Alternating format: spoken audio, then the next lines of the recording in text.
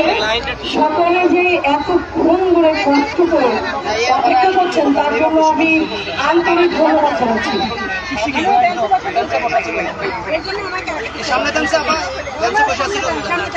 আরেকটা কথা হলো, আপনারা জানেন যে আরেকটা কথা হচ্ছে যে আজকে আমরা কিন্তু সকালে বারবার ব্রিফিং এ কয়েকটি কথা বলেছি। আপনারা যদি কেউ কথা বলেন আমি কিন্তু বলবো না। আপনাদের মাথাটাকে একটু ঠান্ডা করে কিছু বিষয় নিজের থেকে ভাবতে হবে, চিন্তা করতে হবে, তারপরে আপনারা সিদ্ধান্ত নেবেন। সেই সিদ্ধান্ত আমি মাথা পেতে নেব। আমি এটা আপনাদের কথা দিয়েছিলাম, সিদ্ধান্ত আপনারা নেবেন। এবার আমি যে কথাগুলো বলবো আপনারা মনোযোগ সহকারে সেই কথাগুলো শুনবেন। এইটুখানি চাওয়া তো আমি চাইতে পারি নাকি? হ্যাঁ, আর আমার মতামতের একটু হলেও তো দাম আপনাদের কাছে আছে নাকি? থাকবে? ওকে, ধন্যবাদ। তো আজকে আমাদের যখন আমরা একটা হার্ড লাইনে যেতে চেয়েছিলাম, হ্যাঁ, সেই সময় আমাদের প্রশাসন আমাদেরকে বলেছিলেন যে আপনারা কি চান। আমরা বলেছিলাম আমরা মাননীয় উপদেষ্টার সাথে শিক্ষকদের সাক্ষাৎ করতে চাই। বলছে সাক্ষাৎ করে কি করতে চান, মানে কি উদ্দেশ্যে যাবেন, শান্তি দিবেন নাকি কি করবেন? তার বললাম না, 11ই আগস্টে আমরা যে আবেদন জমা দিচ্ছি, যেটার প্রেক্ষিতে একটা বিশেষ গণবিজ্ঞপ্তি হওয়ার কথা ছিল, আমরা সেইটার একটা অনুমতি চাইছি নিয়োগের, তাই না? এটা বলছিলাম কিনা? এখন প্রশাসন সহযোগিতা করলেন, তিনি বললেন যে উপদেষ্টার সাথে একটু সাক্ষাৎ করবেন, আমরা আপনাদের ব্যবস্থা করে দিচ্ছি। তো ওনাদের গাড়িতে আমাদের 7 জনকে নিয়ে গিয়েছে, আমরা এখানে 7 জনই প্রবেশ করছি। যেহেতু আমরা লাস্ট টাইম গেছিলাম, আপনারা হয়তো সময়টা জানেন, আমরা ওইখানে পৌঁছাতে কিন্তু 2টা বেজে গেছিলাম এবং এই 2টা থেকে 3টা পর্যন্ত কিন্তু আমরা 1 ঘন্টা অপেক্ষা করেছি। এবং 1 ঘন্টা অপেক্ষা করার পরে ওনার যে একান্ত সচিব আছেন, উপদেষ্টার একান্ত সচিব, তার কাছে আমরা পুরো বিষয়গুলো তুলে ধরলাম, আমাদের অ্যাপ্লিকেশনটা দেখানোর পরে উনি আমাদেরকে যেটা আমি যা বলতে চাই আমি কিন্তু সেগুলো বলছি, ঠিক আছে? আপনারা মনোযোগ দিয়ে শুনবেন। আমি আপনাদের হয়তো মিথ্যা কথা, বানোয়াট কথা কিংবা অত উৎসাহিত করবো না, আবার নিরুৎসাহিত করার মতো কোনো কথা নেই। উৎসাহ ওই হবেন, আশা জাগবে, এমন কথাই আছে, কিন্তু মনোযোগ দিয়ে শুনতে হবে, বুঝতে হবে কি বলতে পারছি।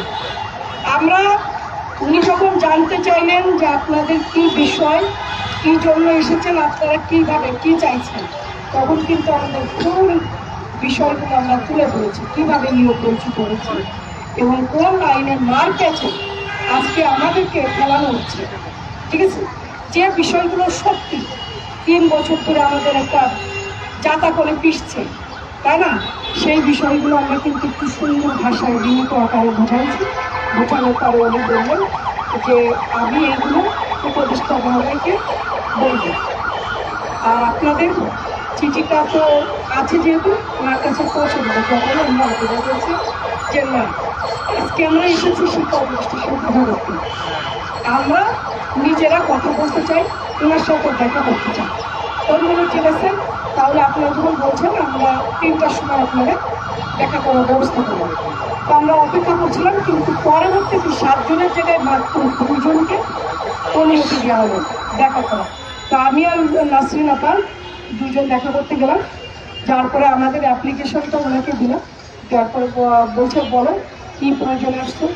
তা আমরা বললাম যে স্যার এরকম একটা 11ই আগস্টে আমরা অ্যাপ্লিকেশন জমা দিয়েছিলাম স্যার, আমরা খুব মানবিক দিক থেকে এখন নিয়োগটা চাইছি, এখন আপনি যদি আমাদের খুব মানবতা করে নিয়োগটা দেন তাহলে আমাদের উপকার। তো উনি বললেন যে আমাকে যদি তোমাদের অমানবিক মনে হয়, অমানবিক মনে হয়, আমি অবশ্যই মানবিক, আমি তোমাদের বিষয়টা আরও একবার পড়ব, তারপরে এইটা আমি দেখব, ঠিক আছে?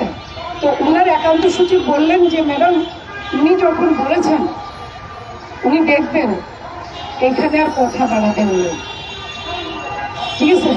এবার আমরা বাইরে এসে ওনাকে বললাম যে ম্যাডাম তাহলে আমরা কতটুকু আশাবাদী। তখন বলছেন যে আপনাদের কাজটা হয়েছে এটা এই যে জায়গাটাতে থাকেন, কোনোরকম যে কবে পাবো কি বৃত্তান্ত এত গাইডলাইন দিতে যায় না, যতটুকু যে মুখ থেকে শুনছেন যে আপনাদের বিষয়টা দেখা হবে, এবং উনি আবারও বিষয়টা চিন্তা করবে, ভাববে এইখানে একটুখানি সময় দেন। তো যাই হোক, এখান থেকে আমরা ভাবলাম যে আমরা আসলে আমাদের যে অ্যাপ্লিকেশনটা আসলে কোথায় আছে, কীভাবে আছে, কোথায়, এটা আমাদের জানার দরকার। তবে আমাদের একান্ত সচিব একটা তথ্য আমাদেরকে জানিয়েছে, সেটা আপনাদের কাছে আজকে আমরা একটু ক্লিয়ার করতে চাই। আমরা যখন প্রথম আমাদের বিষয়টা তুলে ধরছিলাম যে এই মাধ্যমের প্রেক্ষিতে একটা বিশেষ গণবিভক্তি হয়ে উঠেছিল এবং সেটা একটা মিডিয়াতে আসছিল, কিছুদিন পরে সেটা আবার বন্ধ হয়ে যায়। তো আবার চেয়ারম্যান স্যারের সাথে দেখা করছে, এটা এই বলছেন এখন আমাদের একটা কী অবস্থা আছে। তখন উনি বললেন যে হ্যাঁ, আপনাদের বিষয়টা তো চিন্তা করা হচ্ছে এবং সবারই এটা নিয়ে আলোচনা হয়েছে, কিন্তু আপনাদের সচিবরা মনে হয় এটাকে একটু বাধা দিচ্ছে, ঠিক আছে, এবং একটা ভেটো দিয়েছে। উনি বললেন যে ওনারা একটা ভেটো দিচ্ছেন। তখন আমরা নাসা বলছেন কি, উনি বলছেন যে আইনের একটা দেখায় যে ওনারা এখন আইনগতভাবে যোগ্যতা, এরকম একটা ভেটো দিচ্ছেন। তো তারপরেও আপনারা কিন্তু এই বিষয়টা এখনো চলছে। তো যেহেতু উপদেষ্টা মহোদয় একটা কথা দিলেন, আমরা ওটা শোনার পরে আবারও কিন্তু মন্ত্রণালয়ে আমাদের চিঠিটা যার কাছে গেছিল সেইখানে আমরা খোঁজ নিতে গেছিলাম। সেখান থেকে যেটা জানতে পারছি, যেটা আমাদের চেয়ারম্যান স্যার এনটিআরসি বলছে, বর্তমান চেয়ারম্যান, সেই কথাগুলো একদম সম্পূর্ণ মিলে গেছে যে আমাদের চিঠিটা আইন মন্ত্রণালয়ে আসে এবং ওই আইন মন্ত্রণালয় থেকে ওইটা যখন চলে আসবে আমাদের উপদেষ্টার কাছে, উপদেষ্টাই এইটাকে পাঠাবেন প্রধান উপদেষ্টার কাছে, ঠিক আছে। না, শিক্ষা উপদেষ্টার কাছে আইন মন্ত্রণালয় থেকে আসবে শিক্ষা উপদেষ্টার কাছে, কিন্তু শিক্ষা উপদেষ্টা তখন এইটা যখন হয়ে যাবে, আইনি কোনো বাধা না থাকার পরে এইটা যাবে কিন্তু প্রধান উপদেষ্টার কাছে। এখন আপনারা আমার কথাটা বুঝেন, আমরা যে কথাগুলো বলে আসছি এতদিন ধরে আপনারা শুনেছেন, কিন্তু আমাদের কথাটাকে বিভিন্নভাবে বিকৃত করা হয়, মিথ্যা বলা হয়। আজকে সচিবরা কেন ভেটো দিল এটা আপনাদের বুঝতে হবে। সচিবরা কোনোকালেই আমাদের পক্ষে ছিল না, এটা কিন্তু বাস্তব সত্য। তেমনি আরেকটা সত্য এটাই যে ভিডিও প্রকাশ করা ওনারা কিন্তু এটাকে মানে অতিরিক্ত ভাবে নিয়ে নিয়েছে, হার্ডলি মাথায় রেখে সরকারি চাকরিজীবী তাদের ভিডিও ছাড়াতে। তো ওনারা এই যে প্রসেসটা চলছিল, নিশ্চয়ই তখন সচিবদের অনুমতি ছিল, তাহলে যে জিনিসটা প্রসেসিং হয়ে আসলো, তাহলে হঠাৎ করে একটা ভেটো কেন দিতে গেলেন, এটা কিন্তু আপনারাও জানবেন, আমিও জানার চেষ্টা করব। এখন আমার একটা লক্ষ্য, সেটা হলো আইন মন্ত্রণালয় থেকে এটাকে পাস করানো। এখন আপনারা আজকে যা এই যে সর্বোপরি আমি সবকিছু ব্যাখ্যা করে আপনাদের বললাম, সিদ্ধান্ত আপনারা নেবেন। আমি একটু বাদ দিতে দিদি, সেটা হচ্ছে যখন আমরা স্যারের সাথে ওই যুগ্ম সচিব স্যারের সাথে যখন কথা বলছিলাম যে স্যার কেন এটা বাদ দিল, আপনারা অবজেকশনটা কেন দিলেন, বলে যে বয়সে একটা বাধা আছে। তখন বললাম স্যার আমাদের তো একটা 35+ একটা রায় আমাদের পক্ষে আছে।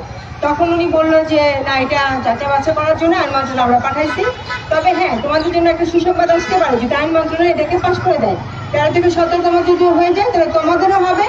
আর তোমাদের তো চাওয়া গণবিজ্ঞপ্তির মাধ্যমে যেন একটা দরখাস্ত করার সুযোগ পাও, সেই ব্যবস্থাটা আমরা করবো। তো না না না, দরখাস্ত করবো, তারপর তো চাকরি, দরখাস্ত না করলে তার চাকরি হবে, ব্যবস্থা করবো, আইন মেনে আমাদের কাজ করতে হবে।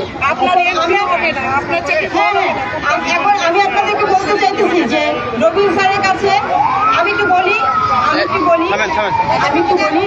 তারপর আমরা আবার কথা বলবো। রবিউল স্যার জয়েন্ট সেক্রেটারি, হ্যাঁ, উনি কিন্তু যথেষ্ট সময় দিয়ে কতগুলো সবটি বললো যে আপনাদের তো চাওয়া একটা দরখাস্ত, যেহেতু আপনাদের 35+ হয়ে গেছে, আপনারা দরখাস্ত করার সুযোগ পাচ্ছেন না, আমরা এমন একটা ব্যবস্থা করি যেন আপনারা একটা সুযোগ পান। আর দেখেন, আপনারা সবাই বোকার মতো কথা বলেন, সরাসরি নিয়োগ, আপনার যদি পক্ষে কোনো রায় না থাকে, আপনার যদি কোনো পক্ষে দরখাস্ত করার সেই ইয়েটা না থাকে, প্রজ্ঞাপন না থাকে, আবেদন করার যে সুযোগ না থাকে, আপনি কিভাবে চাকরি পাবেন? আগে তো আমার দাঁড়ানোর জায়গা, তারপর তো বসার জায়গা। জায়গাটা আমি বাড়তি করলাম, কিছু মনে করবে না। তবে স্যার এই কথাটা আমি আশাবাদী। কেন আশাবাদী? আইন মন্ত্রণালয়ের পক্ষে আছে, আইন মন্ত্রণালয়ের কাছে আছে। এখন আপনারা যদি মনে করেন যে আইন মন্ত্রণালয়ের কাছে গিয়ে আমরা আমাদের ব্যাপারগুলো কথাগুলো তুলে ধরবো, যেমন ধরেন উন্নত করা কঠিন ছিল প্রথম দিকে, প্রবীণ স্যারও খুব কঠিন ছিল।